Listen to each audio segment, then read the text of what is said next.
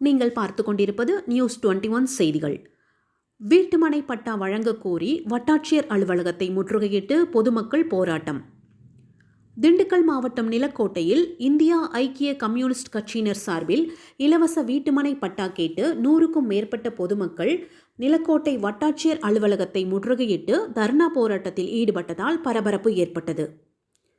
திண்டுக்கல் மாவட்டம் நிலக்கோட்டையில் இந்தியா ஐக்கிய கம்யூனிஸ்ட் கட்சியினர் சார்பில் நிலக்கோட்டை மற்றும் அதனை சுற்றியுள்ள கிராம பகுதிகளில் வசிக்கும் ஆதிதிராவிடர் மற்றும் பழங்குடியினர் பொதுமக்களுக்கு இலவச வீட்டுமனை பட்டா வழங்க கோரி மாவட்ட செயலாளர் சத்யவாணி தலைமையில் 100க்கும் மேற்பட்ட பொதுமக்கள் பேரணியாக வந்து நிலக்கோட்டை வட்டாட்சியர் அலுவலகத்தை முற்றுகையிட்டு தர்ணா போராட்டத்தில் ஈடுபட்டனர். மேலும் இந்த ஆர்ப்பாட்டத்தில் ஆங்கிலேயர் அரசால் வழங்கப்பட்ட பஞ்சமி நிலங்கள் மற்றும் பூமிதான நிலங்களை மீட்டு ஆதிதிராவிட மக்களுக்கு இலவச வீட்டுமனை பட்டாக்களை வழங்க வலியுறுத்தி கோஷங்கள் எழுப்பி தர்ணா போராட்டத்தில் ஈடுபட்டனர்.